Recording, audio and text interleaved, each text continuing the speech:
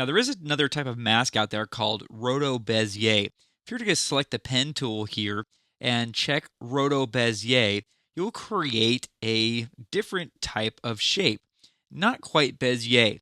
This is based on something called B-splines, and if you're familiar with compositing, high-end compositing programs or 3D programs, then you've probably worked with these before.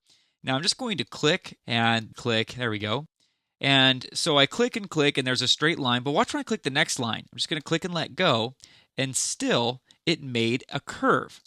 I'm going to click and let go, click and let go, click and let go, click and let go, and it's still making all kinds of curves. If we select these points with the selection tool, we won't see the typical handles. We could still move these around and make changes, but we're not seeing any direction handles or control.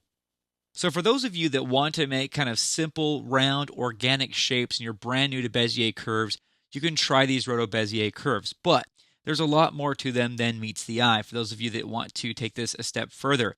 I've created this simple text. It looks like it says Roto in an outline. But what I'm going to do is click on the selection tool and go over these control points. And I'm going to hold the Command and Option keys on the Mac or the Control and Alt keys on the PC. And as I do that, you'll see me get this icon. That allows me to adjust the tension of the individual control points.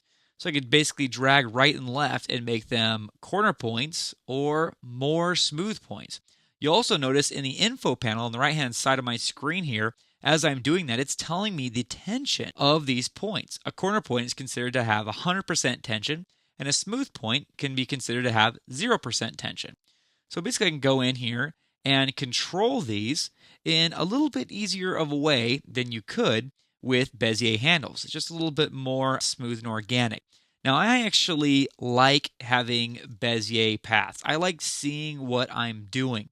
But I can really see the value in wanting to have this kind of control where you just click and drag and you make things smoother or more tense just by clicking and dragging.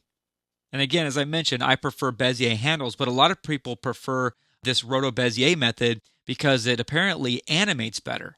Now, I might be being a grumpy old man about this, but I like my Bezier curves. It took me a long time to understand how they work, but now that I get how they work, then they just make sense to me, and I find that I use them easily just to get in there and get the job done. But if you find that Bezier paths aren't doing it for you, maybe you're just learning them and they're not very intuitive for you, or maybe you're experienced with them but you don't like the way that they animate or the control that you have over them, then you might want to give RotoBezier paths a try.